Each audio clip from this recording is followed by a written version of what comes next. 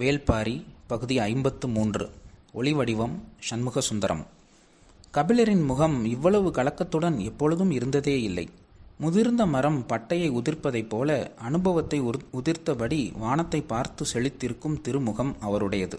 தெளிவு கொண்ட அவரின் சொற்கள் எச்சூழலிலும் மனதை தோளவிடாதவை.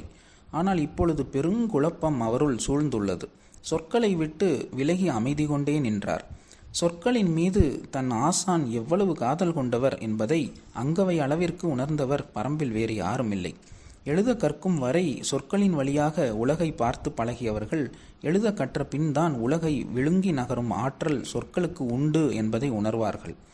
அவ்வாற்றலை உணர்த்திய ஆசான் சொற்களிடமிருந்து இவ்வளவு விலகி நிற்பது ஏன் என காரணம் புரியாமல் திகைத்தாள் அங்கவை. பிற்பகல் நேரத்தில் வேயப்பட்ட குடிலில் அவர்கள் அமர்ந்திருந்தனர். ஆசான் சொல்வதை அங்கவை எழுதி கொண்டிருந்தாள். மன ஈடுபாடு இன்றி சொல்லும் ஒற்றை சொல் கூட ஒருவரை காட்டிக் கொடுக்கும், இன்னொருவரால் கண்டறியப்படும். குனிந்து எழுதி கொண்டிருந்த அங்கவை தலை நிமிரவில்லை. சொல்லப்பட்ட சொல்லின் வழியே ஆசானின் எண்ணத்துக்குள் போக முயன்று கொண்டிருந்தாள். எழுத்தை விட்டு வெளியேதான் அங்கவையின் மனம் இயங்கிக் கொண்டிருக்கிறது என்பதை கபிலரும் அறிவார்.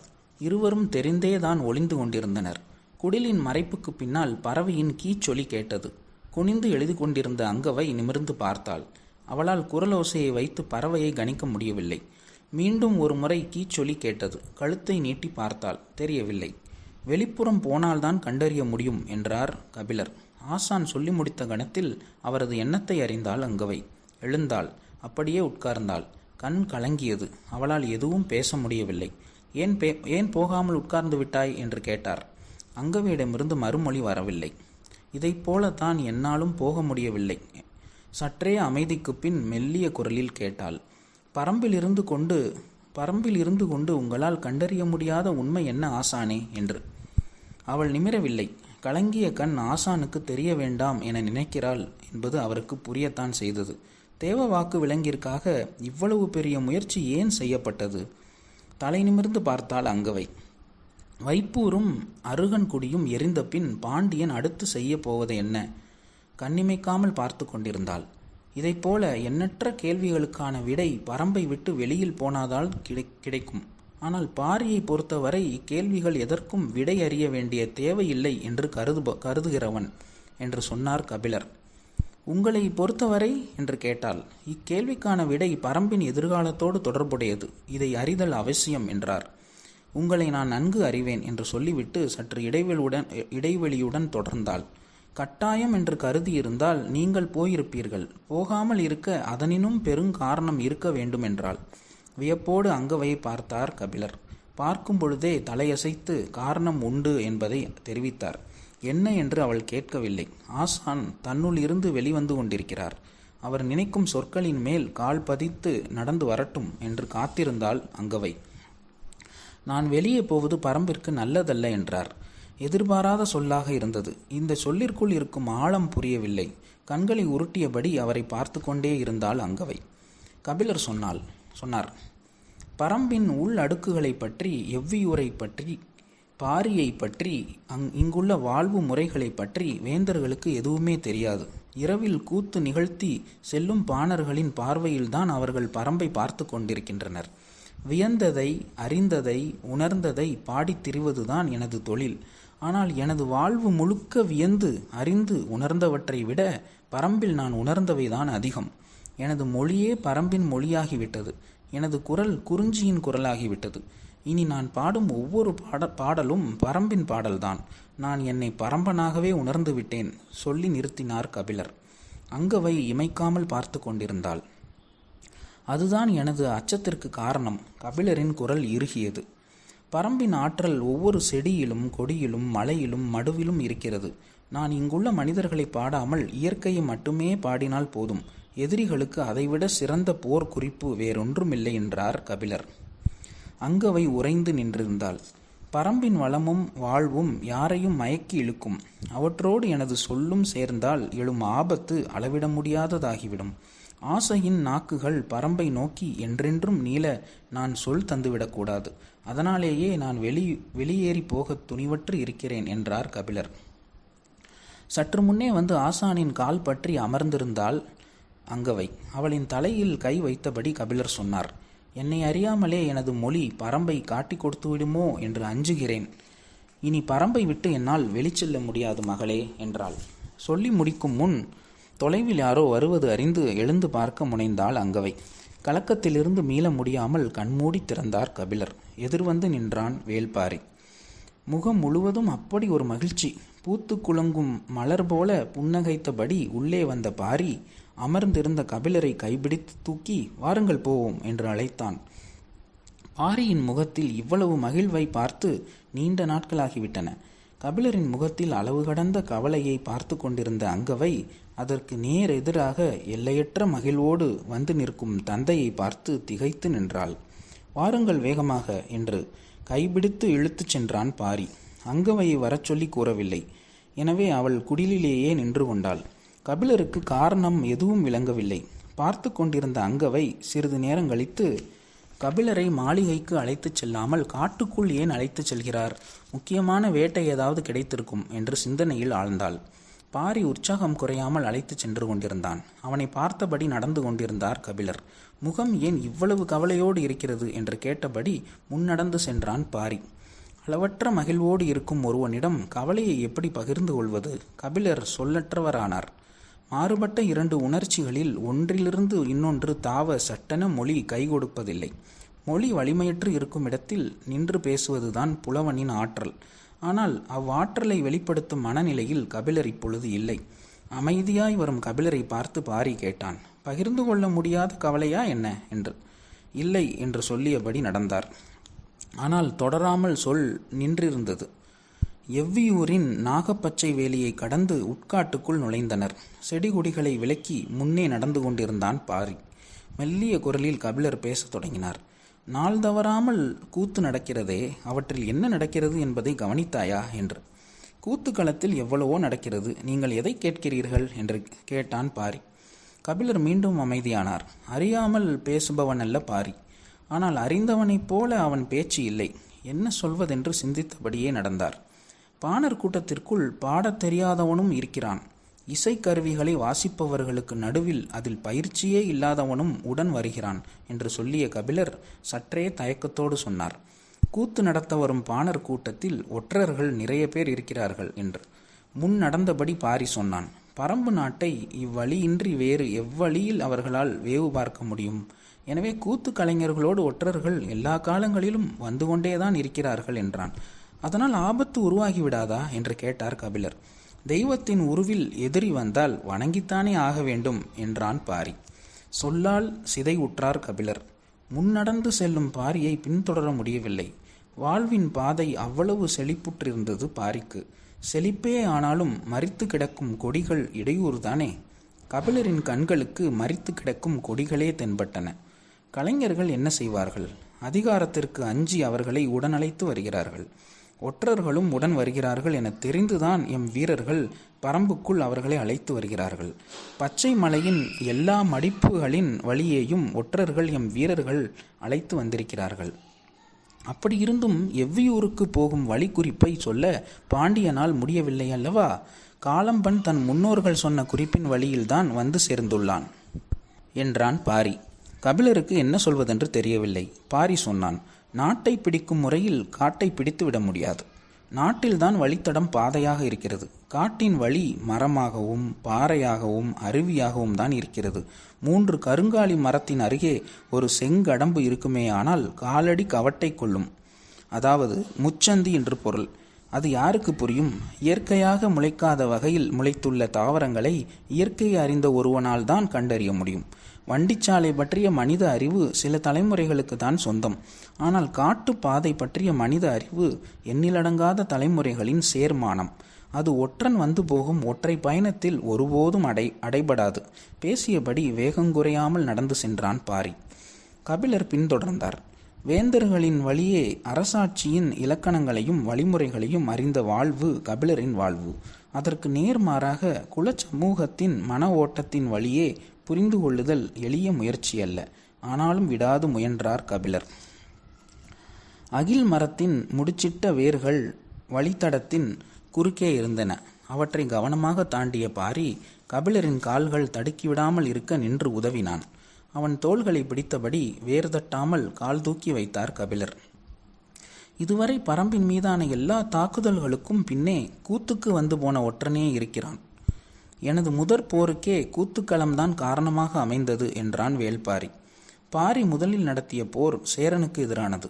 அப்போரில்தான் உதயஞ்சேரலின் தந்தை செம்மாஞ்சேரலின் தலையை வெட்டி எறிந்தான் பாரி என்பது எல்லோரும் சொல்ல கேட்டுள்ளார் கபிலர்.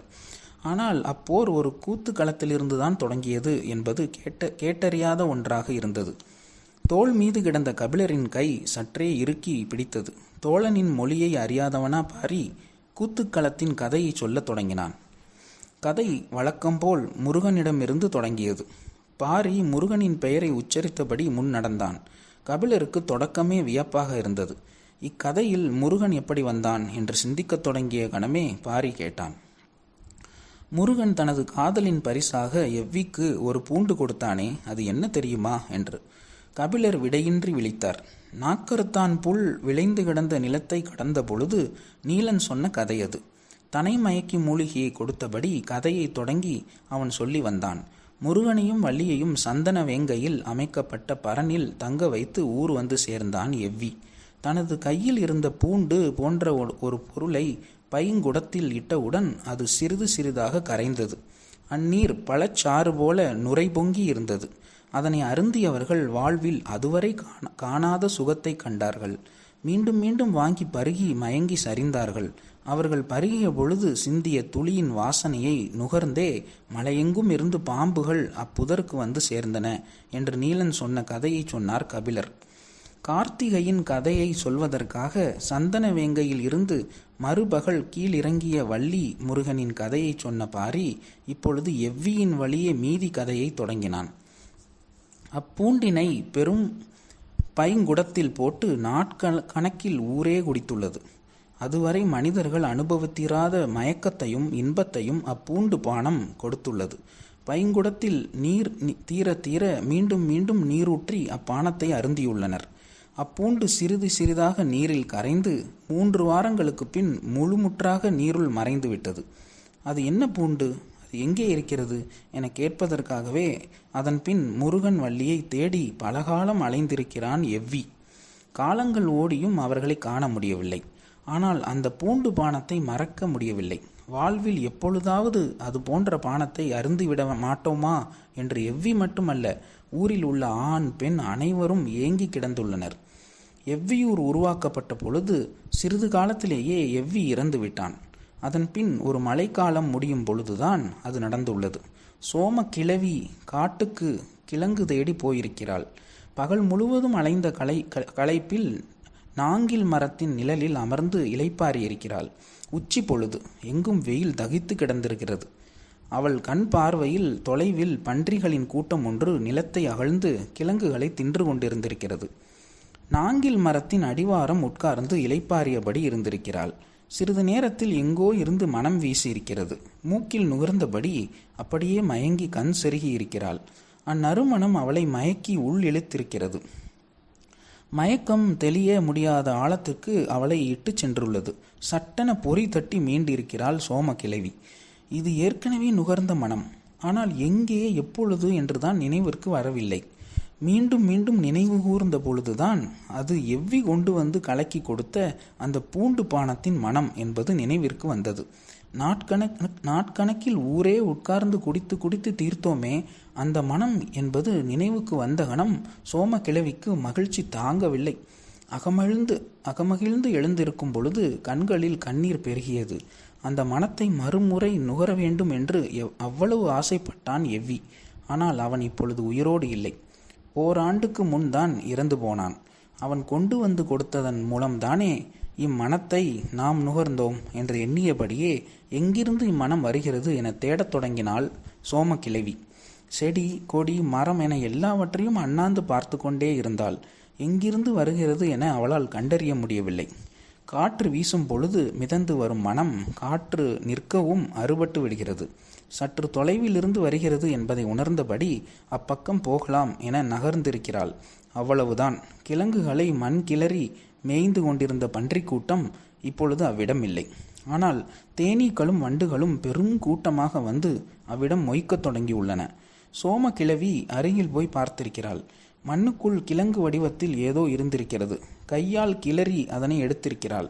அந்த பூண்டின் மனம் எவ்வி கொண்டு வந்து நீரில் கலக்கி ஊரே குடித்த அந்த மனம், அதே வடிவ பூண்டு.